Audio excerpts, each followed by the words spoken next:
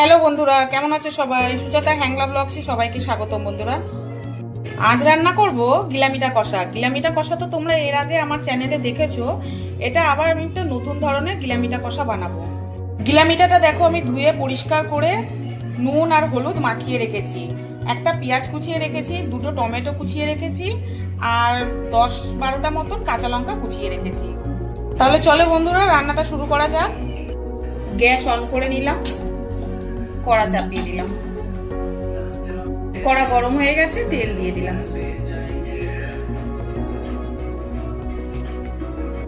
তেল গরম হয়ে গেছে, একটু জিরে ফোড়ন দিয়ে দিলাম। গোটা গরম মশলা ফোড়ন দিয়ে দিলাম। গোটা গরম মশলার মধ্যে এলাচ, দারুচিনি আর লবঙ্গ আছে। একটা তেজপাতা দিয়ে দিলাম। একটা শুকনো লঙ্কা দিয়ে দিলাম। কেটে রাখা পেঁয়াজটা দিয়ে দেবো।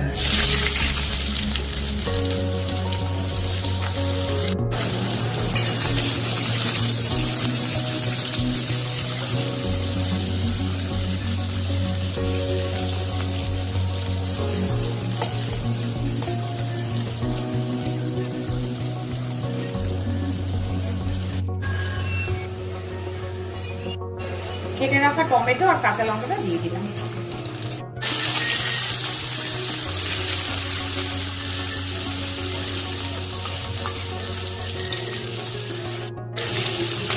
সামান্য একটু হলুদ দিয়ে দিলাম, এই 1 চামচ মতন।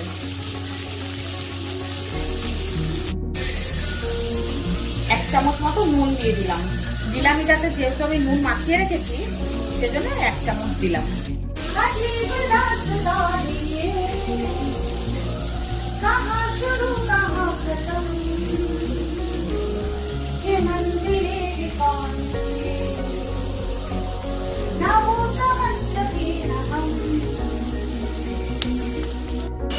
বন্ধুরা, গান শুনতে পাচ্ছ তো?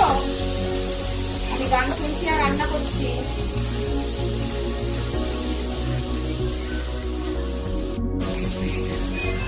আদা রসুনের পেস্ট দিয়ে দিলাম।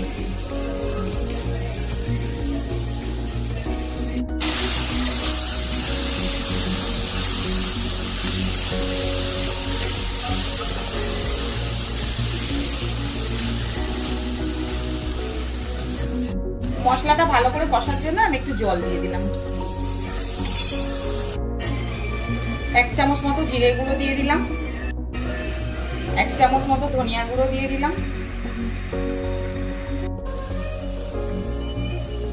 1 চামচ মতো লঙ্কার গুঁড়ো দিয়ে দিলাম। 1 চামচ মতো লঙ্কার গুঁড়ো দিয়ে দিলাম, কাশ্মীরি লঙ্কার গুঁড়ো।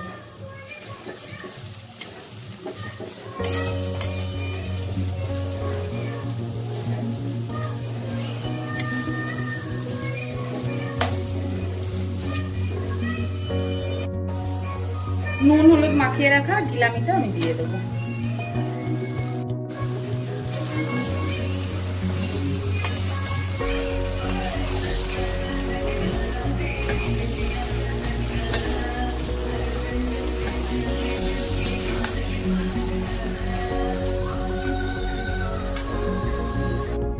প্রায় সময় আমাদের বাড়িতে গিলামিটা কষা হয় বন্ধুরা।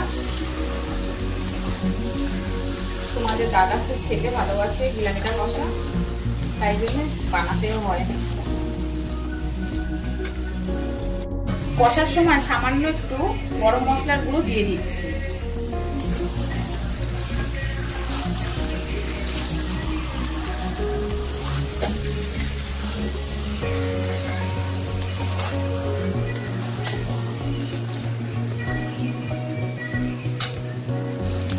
ভালো করে গিলামিটা কষতে হবে বন্ধুরা,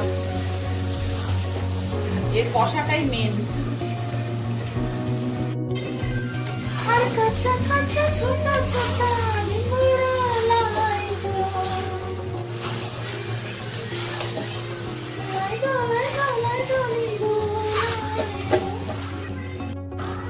কষতে কষতে দেখো হালকা হালকা জল বেরিয়েছে। এটা পুরোটাই ভালো করে কষতে হবে, কষে জলটা শুকিয়ে দিতে হবে পুরো।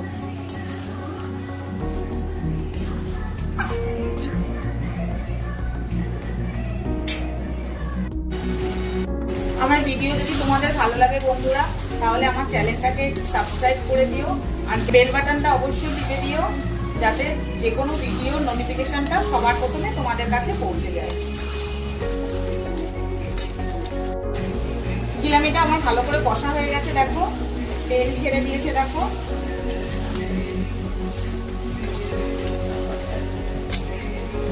এবার আমি গরম জলটা দিয়ে দেবো।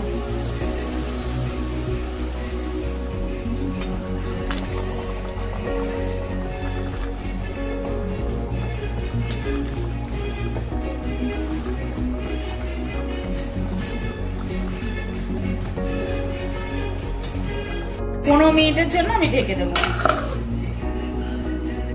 15 মিনিট হয়ে গেছে, ঢাকাটা খুলছি।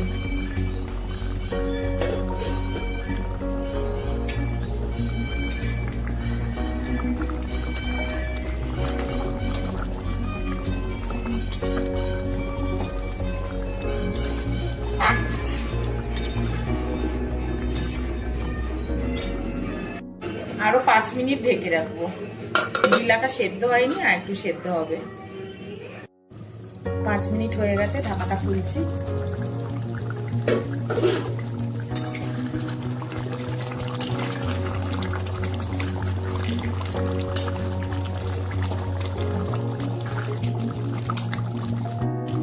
দেখি গিলাগুলো ভালো করে সেদ্ধ হয়েছে না। সেদ্ধ হয়ে গেছে। আর একটু ঝোলটা শুকাবে।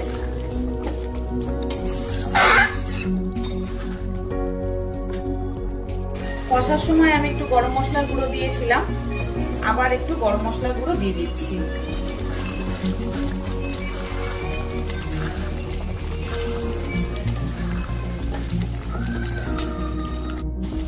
গিলামিটা কষাটা আমার রেডি হয়ে গেছে।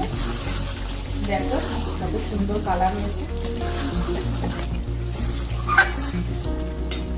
গ্যাসটা আমি অফ করে দিলাম। তাহলে তোমরা দেখলে তো বন্ধুরা, কত সহজে তাড়াতাড়ি গিলামিটা কষাটা আমার রেডি হয়ে গেল। যারা গিলামিটে কষা খেতে ভালোবাসো তারা বাড়িতে একবার প্লিজ ট্রাই করো, সবার খুব ভালো লাগবে। নতুন কোনো রেসিপি নিয়ে নতুন কোনো ভিডিওর সাথে তোমাদের সাথে আবার দেখা হচ্ছে বন্ধুরা। ততক্ষণ সবাই ভালো থেকো, টাটা।